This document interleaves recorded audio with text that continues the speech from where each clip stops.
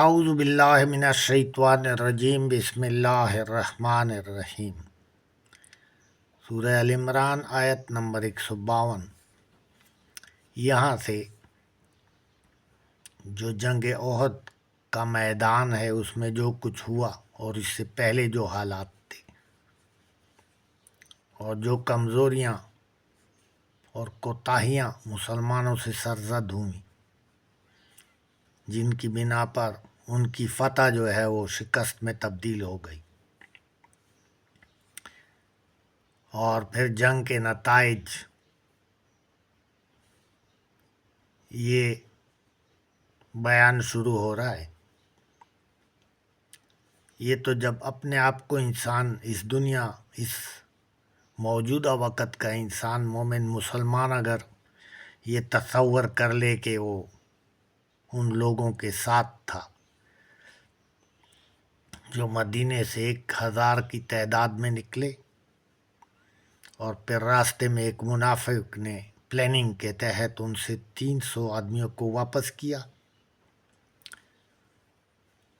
اور صرف 700 رہ گئے جان نثار، جبکہ کفار کے 3000 اسلحے سے لیس لشکر سے ان کا مقابلہ تھا۔ اب اللہ تعالیٰ نے جو ان سے وعدہ کیا تھا کہ اگر تم ثابت قدم رہو گے تو تمہاری چھوٹی سی جماعت جو ہے وہ کفار کے بڑے لشکر پر فتح حاصل کرے گی اللہ تعالیٰ کی مدد سے،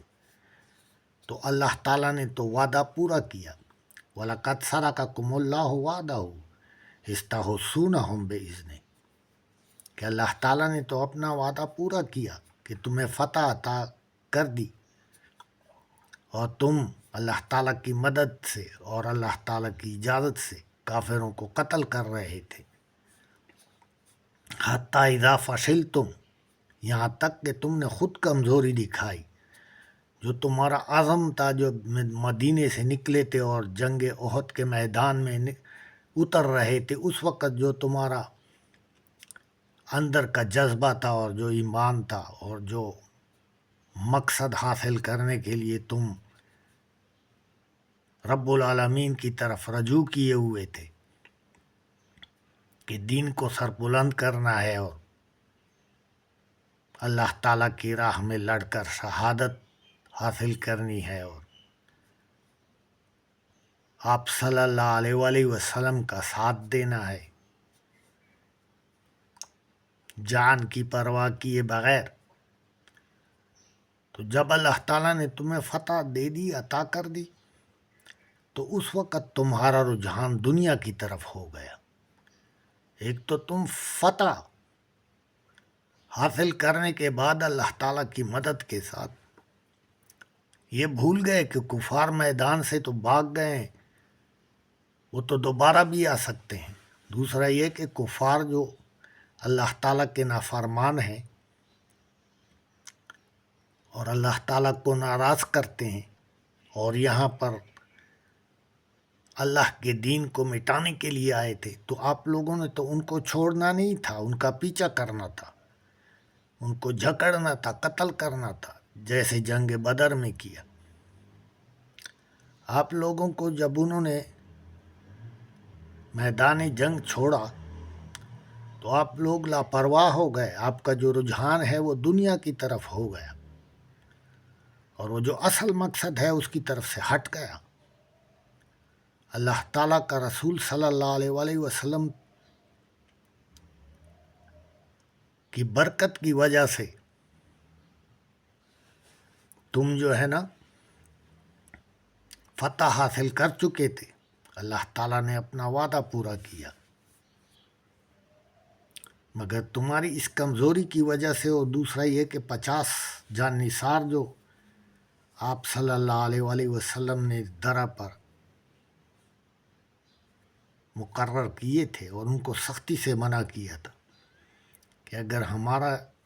گوشت چیل اور کوے بھی کھانے لگے، تم نے لوگوں نے یہاں پر نہیں اترنا، درہ نہیں چھوڑنا ہے۔ ادھر جو ہے نا حضور صلی اللہ علیہ وسلم کا جو امر تھا وہ تو اللہ کا امر تھا، تو اس میں ان 50 لوگوں نے جھگڑا کیا، اور اختلاف کی وجہ سے ان میں سے 39 لوگ نیچے مال غنیمت کی طرف مائل ہو گئے۔ نتیجہ یہ ہوا کہ کفار تو ابھی پوری طرح غائب نہیں ہوئے تھے، وہ تو آس پاس تھے۔ تو خالد بن ولید جو اس وقت مسلمان نہیں ہوئے تھے، اس نے اپنے لوگوں کے ساتھ درے کے تھرو جوابی حملہ کر کے ان 11 کو بھی شہید کیا، اور دوسرے صحابہ کرام بہت شہید ہوئے، گھائل ہوئے۔ آپ صلی اللہ علیہ وآلہ وسلم کے چچا حمزہ رضی اللہ تعالیٰ عنہ شہید ہوئے،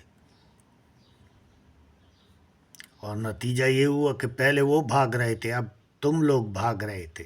پہاڑوں پر چڑھ رہے تھے اور ادھر ادھر بھاگ رہے تھے۔ رسول خدا صلی اللہ علیہ وآلہ وسلم تمہیں آوازیں دے رہا تھا پیچھے سے کہ یہاں آؤ، میرے پاس آؤ، اس کو اکیلا بے ہوشی کی حالت میں چھوڑ گئے تھے۔ یہ تو پھر کعب بن مالک نے چیخ چیخ کر کہا کہ اے مومن مسلمانوں، حضور صلی اللہ علیہ وسلم کو اکیلا مت چھوڑو، تو تب آپ لوگ جو ہے نا اکٹھے ہونے لگے، اور کچھ لوگ آپ صلی اللہ علیہ وآلہ وسلم پر لیٹ گئے، تیر کھاتے رہے مگر آپ کو پہاڑ پر چڑھایا،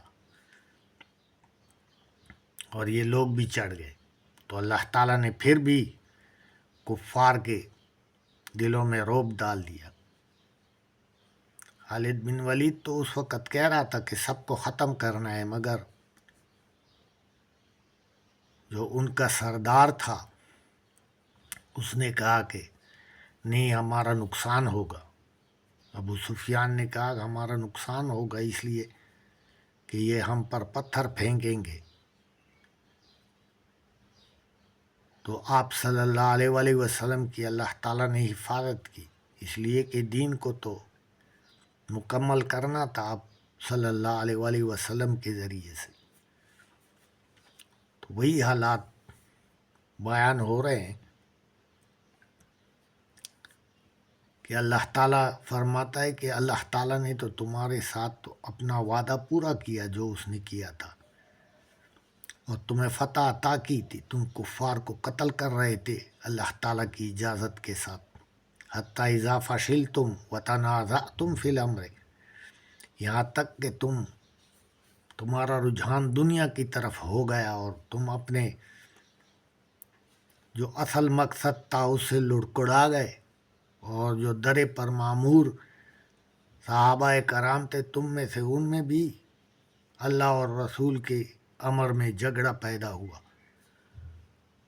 وَعَصَيْتُم مِّن بَعْدِ مَا أَرَاكُم مَّا تُحِبُّونَ، اور تم سے نافرمانی سرزد ہوئی اس کے بعد کہ تم نے وہ فتح کی محبت اور مال غنیمت کی محبت میں تمہارا رجحان دوسری طرف ہو گیا، دھیان تمہارا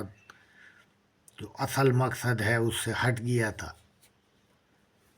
اور بجائے یہ کہ ان کافروں کا پیچھا کرتے یا لوگوں کو حفاظت کے لیے آس پاس پہرا دینے کے لیے کھڑے کرتے، تو آپ لوگ بالکل بے خوف اور بے خطر ہو کر اپنے اسباب پر جو ہے نا تکیہ لگا بیٹھے۔ تو اسی لیے اللہ تعالیٰ فرماتا ہے منکم من یرید الدنیا ومنکم من یرید الآخرہ، کہ یہ تو ایک انٹرنیشنل ٹروتھ ہے کہ جو لوگ دنیا کی فکر کرتے ہیں، دنیا کو پہلے نمبر پر لاتے ہیں اور آخرت کو دوسرے نمبر پر، تو ان کا تو آخرت میں کوئی حصہ نہیں ہوتا۔ اور جو لوگ آخرت کی فکر کرتے ہیں اور اس دنیا کو عارضی سمجھتے ہیں، امتحان سمجھتے ہیں، اور اللہ تعالیٰ کے احکامات کی طرف پوری طرح توجہ سے جو ہے نا اس دین کی سربلندی کے لیے، دین کو قائم کرنے کے لیے کام کرتے ہیں، آخرت کو پہلے نمبر پر رکھتے ہیں، دنیا کو دوسرے تیسرے نمبر پر رکھتے ہیں، وہ لوگ پھر کامیاب ہوتے ہیں، اس لیے کہ ہمیشہ کی زندگی جو ہے وہ تو مرنے کے بعد ہے۔ منکم من یرید الدنیا و منکم من یرید الآخرہ، تم میں سے کچھ لوگ دنیا کے طلبگار تھے اور کچھ لوگ آخرت کے، مگر ایمان تمہارے دلوں میں تھا۔ ثم صرفکم عنہم لیبتلیکم، تو اس لیے پہلے وہ بھاگ رہے تھے، اب تم بھاگ رہے ہو، وہ تمہارا پیچھا کر رہے ہیں تاکہ تمہیں امتحان میں ڈالے اللہ تعالیٰ کہ تمہیں تو آگے جا کر اس سے زیادہ مصیبتیں جھیلنی ہے اور کفار کا قلع کما کرنا ہے، تاکہ تم غم سے آشنا ہو جاؤ اور ذاتی غم کو بھول جاؤ اور اپنی فکر کرو۔ لیکن چونکہ تمہارے دلوں میں ابھی ایمان تھا، اور اس لیے اللہ تعالیٰ نے وَلَقَدْ عَفَا عَنْکُمْ، اللہ تعالیٰ نے تم لوگوں کو معاف کیا تاکہ بعد میں آنے والے لوگوں کی انگلیاں تمہاری طرف نہ اٹھیں، کہ اللہ کو تو معلوم تھا کہ تمہارے دلوں میں ایمان ہے۔ واللہ ذو فضل علی المؤمنین، اس لیے کہ اللہ تعالیٰ تو مومنوں پر فضل فرماتا ہے، کفار کے مقابلے میں مسلمانوں کو فضیلت دیتا ہے، مسلمانوں پر کرم کرتا ہے۔